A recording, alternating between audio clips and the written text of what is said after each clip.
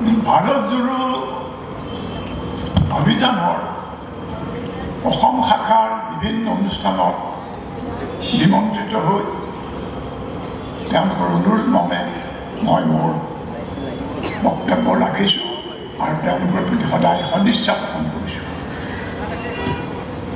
ৰাজনৈতিক স্বাৰ্থৰ পৰা আঁতৰি জনসাধাৰণক তেওঁলোকৰ অধিকাৰ, তেওঁলোকৰ দাবী আজিৰ এই সংকটজনক পৰিস্থিতিত তেওঁলোকৰ কৰ্তব্য সোঁৱৰাই দিয়া, তেওঁলোকক সচেতন কৰা এটা অনুষ্ঠান হিচাপে আৰু গণতন্ত্ৰ শক্তিশালী কৰিব পৰা এটা অনুষ্ঠান হিচাপে তেওঁলোকৰ কাম কাজক মই শ্ৰদ্ধা আৰু অনুৰাগেৰে সমৰ্থন কৰি আহিছোঁ। আৰু সেই আজিৰ সভাত দুআষাৰ ক'বলৈ মই উপস্থিত হৈছোঁ। মোৰ শৰীৰ কিছু অসুস্থ, মই বেছি দেৰি থাকিব নোৱাৰিম, মোৰ পৰিবাৰ থাকিব আৰু মোৰ কথাখিনি যথাসম্ভৱ চমুকৈ মই ক'বলৈ মই চেষ্টা কৰিম। মই অলপ বহুবলকৈ মানুহ বেছি কথা কওঁ, ঘৰত থাকিলে মোৰ পৰিবাৰে মোক বাধা দিয়ে, বন্ধ কৰা বুলি কৈ দিয়ে। ইয়াততো সভাপতি মহোদয় আছে, তেওঁৱে সেই কাম কৰিব লাগিব।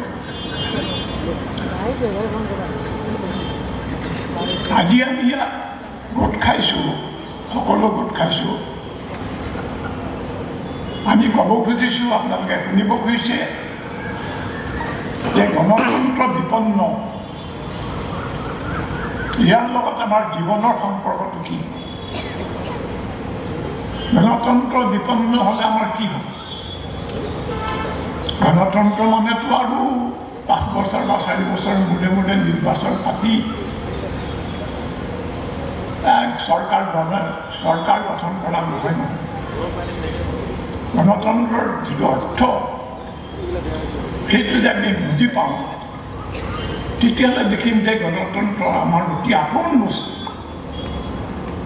সেই বস্তু হেৰুৱালে আমি আমাৰ জীৱনৰ নিৰাপত্তা হেৰুৱাম, আমাৰ উপাৰ্জনেৰে চলিবলৈ, খাই বৈ চলিবলৈ যিটো আমাৰ অধিকাৰ তাক হেৰুৱাম, আমাৰ জীৱিকাৰ নিৰাপত্তা নাথাকিব, আমাৰ স্বাধীনতা নাথাকিব। যিকোনো সময়তে যিকোনো কাৰণতে পুলিচে, প্ৰশাসনে আমাক হাইলান কৰিব পাৰিব আৰু আমাৰ আত্মসন্মান বিলুপ্ত কৰিব।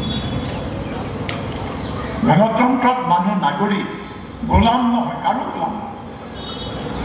এইটো গণতান্ত্ৰিক দেশবিলাকত এই কথাটো পৰিষ্কাৰ হৈ থাকে। সকলো মানুহৰ আত্মসন্মান আপুনি ধৰিব পাৰে। আমাৰ দেশত হোৱা নাই, কাৰণ 200 বছৰীয়া পৰাধীনতাৰ পিছত আমাৰ মানুহখিনি যি ধৰণে আগুৱাই নিব লাগিছিল সেইটো সম্ভৱ উঠা নাই, নানা প্ৰতিক্ৰিয়াশীল শক্তিৰ বাধা। কিন্তু যিহেতু এইটো আমাৰ অধিকাৰ, আমি সকলোৱে এই অধিকাৰ দাবী কৰিব পাৰোঁ। তোমালোকে আমাক জীয়াই থাকিবৰ কাৰণে, উপাৰ্জনৰ কাৰণে সুবিধা কৰি দিব। তোমালোকে আমাৰ স্বাধীনতাত হাত দিব নোৱাৰিব, তোমালোকে আমাৰ মান মৰ্যাদা হাত দিব। আমি স্বাধীন দেশৰ, গণতান্ত্ৰিক দেশৰ নাগৰিক, আমাৰ সেইটো অধিকাৰ আছে।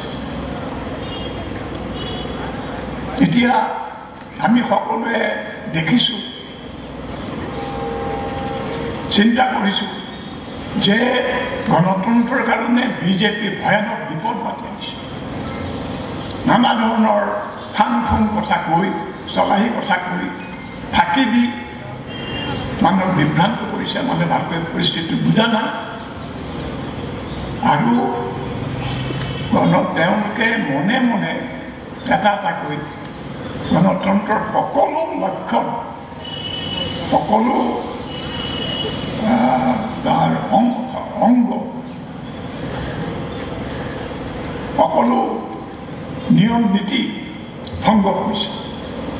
আৰু কোনোবাই ইতিমধ্যে কৈছে, লালকৃষ্ণ আদবানীয়ে কৈছিলে সময়ত, এতিয়া অনন্ত হেগড়ে বুলি এজন সাংসদে কৈছে আৰু বহুতে কৈছে যে এই গণতন্ত্ৰ নকল গণতন্ত্ৰ, এইখন সংবিধান আনৰ পৰা নকল কৰি লিখা সংবিধান আমি এখন নামানো আমি নতুন সংবিধান নতুন সংবিধানত আপোনালোকৰ জীয়াই থকাৰ অধিকাৰ স্বীকৃত হ'বনে নহয় সন্মানজনক জীৱিকাৰ অধিকাৰ স্বীকৃত হ'বনে নহয় আপোনালোকৰ মান মৰ্যাদা সন্মান ৰক্ষা কৰা এটা দাবী ন্যায্য বুলি তাত থাকিব নাথাকে ইতিমধ্যে অৱস্থা বৰ বেয়া কৰিছে আমি হাৰে হাৰে উপলব্ধি কৰিছোঁ কাৰণে মিটিঙলৈ আহিছোঁ নহ'লে এইবোৰ মিটিং আমাৰ দৰকাৰ নাছিল গতিকে বন্ধুসকল আজিৰ এই ধৰণৰ সভা সমিতি খুব প্ৰয়োজন আৰু নাগৰিক সমাজে যে এই ধৰণৰ সভা সমিতি আয়োজন কৰিছে আমি সকলোৱে তেওঁলোকক ধন্যবাদ জনাব লাগে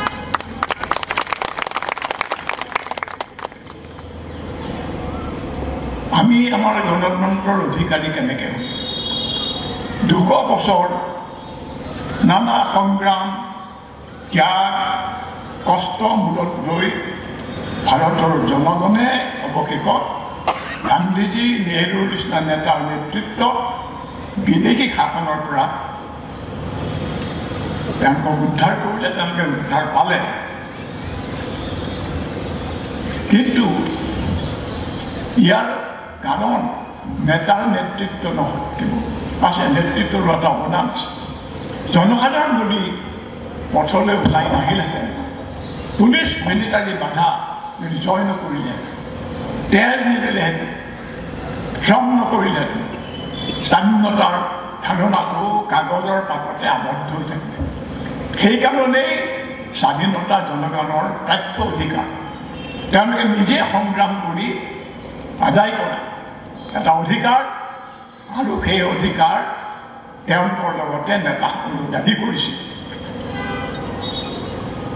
আৰু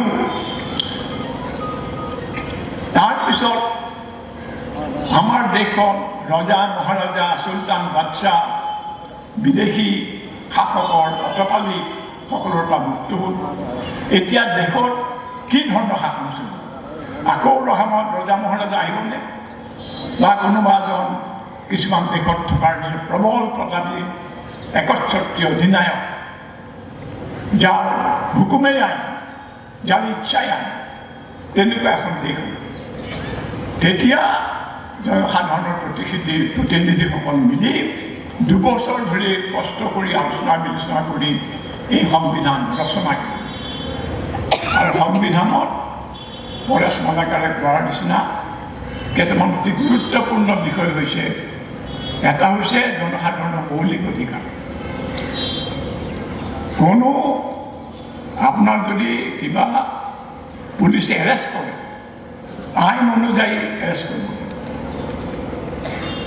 শাসকৰ হুকুম মতে শাসকৰ ইচ্ছা মতে এৰেষ্ট কৰিব গ্ৰেপ্তাৰ কৰিব নোৱাৰে আৰু যদি কিবা দোষ হয় শাস্তি হয় বা দোষৰ পৰা মুক্তি পায় তেতিয়াহ'লে আইনৰ যোগেদি এই ব্যৱস্থা হ'ব কাৰো ইচ্ছা মতে খেয়াল খুচি মতে কাম কৰিব প্ৰত্যেকৰে বাক স্বাধীনতা মুকলিকৈ শাসক শ্ৰেণীক গালি পাৰিব লাগিব শাসকে মঞ্চৰ পৰা ধমকি দিব নোৱাৰিব যে মই তোক চাই ল'ম যিটো মুখ্যমন্ত্ৰীয়ে কৰে এইবিলাক গণতন্ত্ৰৰ লক্ষণ নহয় আপোনালোকে বুজিয়ে পাইছে গতিকে বন্ধুসকল মই কৈছোঁ যে বিজেপিয়ে আমাৰ সংবিধানৰ কাৰণে এটা ভয়ংকৰ বিপদ আনিছে সংবিধানৰ বিপদ মানে জনসাধাৰণৰ তেওঁলোকে বহু 200 বছৰীয়া কষ্টৰ মাজেদি কিমানজন শ্বহীদ হ'ল কিমানজন ফাঁচি কাঠলৈ মিলে কাৰ জীৱন ধ্বংস হ'ল তেনেকুৱা বহুত মানুহ লগ পাইছোঁ বুঢ়া বয়সত চৰকাৰৰ পৰা কোনো সন্মান কোনো ধন কেতিয়াও নিবিচাৰে আৰু দেশখন স্বাধীন কৰিবলৈ বিচাৰিছিলোঁ দেশ স্বাধীন হ'ল আমাক ধন কিয় এনেকুৱা মানুহ মই লগ পাইছোঁ গতিকে বন্ধুসকল তেওঁলোকৰ সেই সপোন সেই আদৰ্শ তাৰ ফল তাৰ পৰিণাম কি হ'ল আপোনালোকে নিজেই হাতে হাতে অনুভৱ কৰিছে তেতিয়া প্ৰস্তাৱনাত সংবিধানৰ প্ৰস্তাৱনাত কোৱা হৈছে উই দ্য পিপল এই যে চৰকাৰবোৰ গঠন হয়, কংগ্ৰেছী চৰকাৰ, বিজেপি চৰকাৰ, অমুক চৰকাৰ, তমুক চৰকাৰ, আমি গঠন কৰিছোঁ। বুজি যাতে সাৰ্বভৌম ক্ষমতা আছে জনসাধাৰণক পাহৰাই ৰখা হয়। নিৰ্বাচনৰ সময়তো ফাঁকি ফুকা ফুচলৰে মানুহক পাহৰাই দিয়ে। আপোনালোকে কিন্তু নাপাহৰিব, আপোনালোক সাৰ্বভৌম ক্ষমতাৰ অধিকাৰী। আপোনালোকে এটা চৰকাৰক, অত্যাচাৰী চৰকাৰ তৎক্ষণাৎ বিদায় দিব পাৰে, আৰু আপোনালোকে অত্যাচাৰী এটা তাৰ সলনি এটা গণতান্ত্ৰিক চৰকাৰক আপোনাক পাতত বহুৱাব। বিজেপিয়েও কিন্তু গণতন্ত্ৰৰ কথা কয়। মোদীজীয়ে তেওঁ জনতা, জনাৰ্দন এই শব্দটো বাৰে বাৰে ব্যৱহাৰ কৰে। আমি আশা কৰিম এই জনতা জনাৰ্দনে মোদী চৰকাৰ দলিত তাক অৱসান ঘটাব। বিজেপিৰ ফাঁকি কিছুমান উদাহৰণ চাওঁ, মই বিভিন্ন বহুত উদাহৰণ চাওঁ, শ শ উদাহৰণ দিব পাৰিম। মই কেইটামান কমকৈ মনত পৰা মই টুকি আনিছোঁ। অলপতে সৰ্বানন্দ সোণোৱাল ডাঙৰীয়াই এখন সভাত কৈছে কংগ্ৰেছৰ 6খন মাত্ৰ মেডিকেল কলেজ আছে, এতিয়া 14খন। দেখাত খুব ভাল কথা। ডাঙৰ ডাঙৰ বিল্ডিং হৈছে, বিশাল লেবৰেটৰী হৈছে, মানুহ নাই, ডাক্তৰ নাই, টেকনিচিয়ান নাই। ব্লাড বেংক আছে, ব্লাড বেংকত ব্লাড হেৰি কৰিবলৈ মানে সঞ্চয় কৰি ৰাখিবলৈ, সুৰক্ষিত কৰি ৰাখিবলৈ মানুহ আছে। আৰু মানে এনেকুৱা অৱস্থা হৈছে যে মোৰ দুজন আত্মীয় লখিমপুৰৰ পৰা গুৱাহাটীলৈ আহিব নোৱাৰিলে হাৰ্টৰ হেৰি হৈ পেলাই, মানে এই হাৰ্টৰ হৃদৰোগ হৈ তেওঁলোক আৰু আহি নাপালে, কাৰণ লখিমপুৰ মেডিকেল কলেজত কাৰ্ডিঅ'লজি নাই, হৃদৰোগৰ চিকিৎসা নাই, চিকিৎসক। এইবোৰ কি হৈছে? এই ধৰণে আড়ম্বৰেৰে ভৰা সিহঁতৰ বিকাশ, সিহঁতৰ উন্নয়ন, ডাঙৰ ডাঙৰ ৰাস্তা, ফ্লাইঅভাৰ, য'ত কমিশ্যন পায় কোটি কোটি টকা, তাৰে কোটি টকা লৈ আমাৰ কৰি দিছে। অথচ তাৰ পৰা আমাৰ সাধাৰণ কিমান উপকাৰ হৈছে? আমাৰ ল'ৰা ছোৱালী চাকৰি পাইছে নে আমাৰ হাতলৈ 2 টকা বেছি আহিছে নে খাদ্য দ্ৰব্যৰ দাম কমিছে?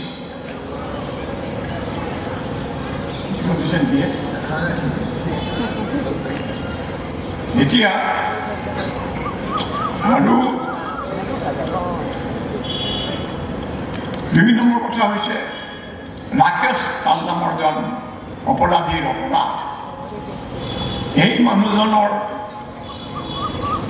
মানুহজনে এজন ৰাজনৈতিক নেতাৰ পৃষ্ঠপোষকতা,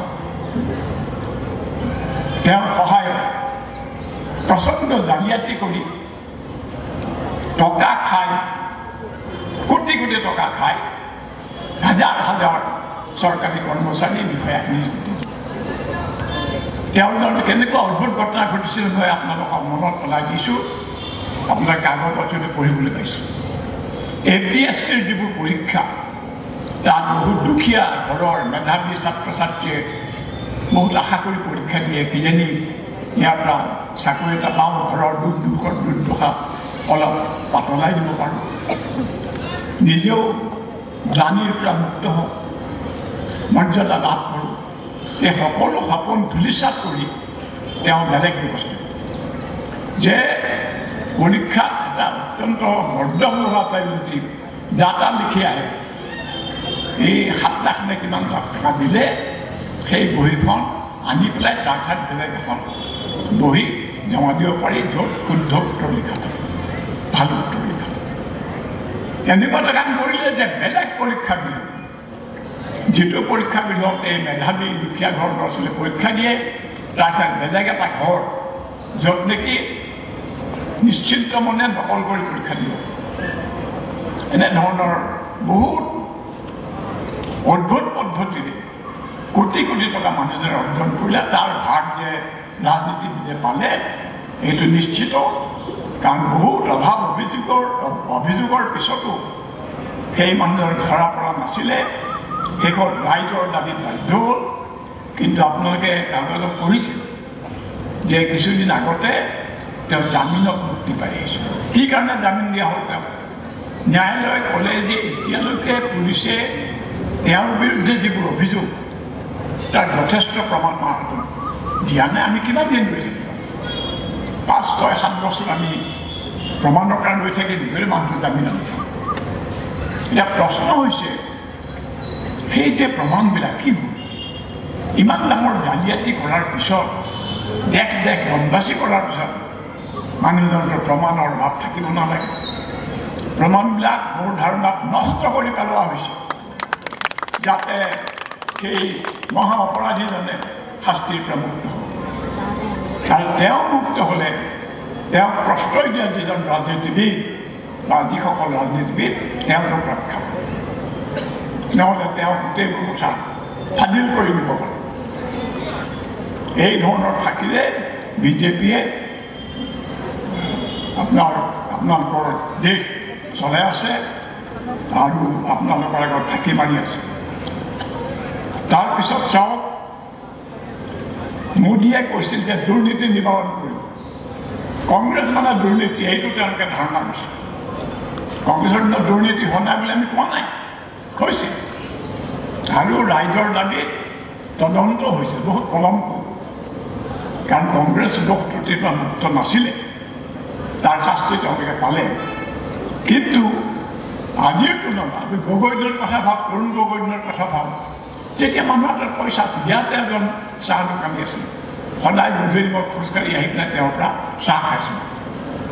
সেইখিনি সময়ত প্ৰথম বিজেপিৰ প্ৰথম কাৰ্যকালৰ মাজভাগত মই তেওঁক ক'লোঁ, আগতে মই দাদা আহক চাহ খাই যাওঁ। সেইদিনা ক'লে, দাদা বেয়া নাপাব, এইবাৰ আপোনাক চাহ দিব নোৱাৰিম। মানে নাই, কি কথা? ক'লে যে আগতে এজন মানুহ যেতিয়া আহে তেওঁ নিজে চাহকাপ খোৱাৰ লগতে তেওঁ লগৰীয়া 2-3জনৰ চাহৰ পইচা দি দিয়ে। এতিয়া তেওঁ অকলে খায়, লগৰবিলাকে নিজে নিজে পইচা দিয়ে। ইয়াৰটোৰ পৰা বুজিব যে মানুহৰ অৱস্থা কেনেকুৱা হৈছে। আৰু মোদীজীয়ে কৈছিল নহয় 2014 চনত গলা ফুলাই মহংগাই বাঢ় ৰহা হে, যে মহংগাই বা মূল্য বৃদ্ধি দূৰ কৰিব, সকলো বস্তু সুলভ কৰিব। কথাটো কি হ'ল? আজি আপোনাক কোনোবাই ক'ব পাৰে যে মহংগাই কমিছে বুলি কোনে ক'ব পাৰে? হাত ডাঙৰ বাইদেউ ক'ব পাৰে। মহংগাই দুগুণ বাঢ়িছে। খাদ্য বস্তু সকলোৰে দাম। নহৰুৰ কেজি 400 টকা। আৰু কি ক'ব লাগে? ঔষধৰ দাম, আমাৰ নিচিনা বুঢ়া মানুহবিলাক ঔষধত চলি থাকে, আমাৰতো পইমাল দেখা গৈছে। আৰু সাধাৰণ মানুহৰ অৱস্থা মানে কল্পনা কৰে। চিকিৎসাবিহীন হিচাপে তেওঁলোকে ৰোগৰ লগত যুঁজি আছে আৰু অকালতে মৃত্যুবৰণ কৰিছে। তাৰপিছত ধৰক তেওঁলোকে কৈছিল যে সকলো দুৰ্নীতি দূৰ কৰিব। কি ধৰণে দূৰ কৰিলে ভাবা? মই বিৰাট ধনী ধন কুবেৰ আছে আমাৰ দেশ, ডাঙৰ ডাঙৰ কোম্পানীৰ মালিক, তেওঁলোকে কেনেকৈ ইমান ধন উপাৰ্জন কৰিলে ইমান কম সময়তে, সেইটো এটা প্ৰশ্ন। সেইটো মই পিছত আহিম। সেইসকলে আৰু এটা কাম কৰে, ৰাইজৰ ধন য'ত সঞ্চিত হয়, বেংকবিলাক কি? বেংকত হৈছে কি দেশৰ যিমান ধন মানুহে উপাৰ্জন কৰে কষ্ট কৰি, তাক বেংকত সঞ্চয় কৰে। গোটেই জীৱন যদি পেঞ্চনৰ টকা মিলাই এজন মানুহৰ সঞ্চয়ৰ টকা জমা আৰু ধনী ব্যৱসায়ৰ পইচা এই ধৰণে বেংকবোৰ চলি আছে। আৰু এই বেংকবিলাকক তাৰ ডাইৰেক্টৰশ্বিপ দি দিলে এই কৰ্পৰেট বা বিলাস ধন কৰে সকলো। তেওঁলোকে সুবিধা পায় ধুমধাম টকা লুণ্ঠন কৰিলে ৰাইজৰ সঞ্চিত পইচা, শ্ৰম আৰু কষ্টৰ বিনিময়ত উপাৰ্জন কৰা সঞ্চয়ৰ ধনকেইটাও তেওঁলোকে লুণ্ঠন। 12 লাখ কোটি টকাৰ তেওঁলোকে বেংকৰ পৰা চুৰ কৰিছে। 12 লাখ কোটি। তাৰ ভিতৰত এই বিখ্যাত মই নাম নকওঁ, আমাৰ কৰ্পৰেটবিলাক আছে ডাঙৰ ডাঙৰ বহু কেইটা কোম্পানী।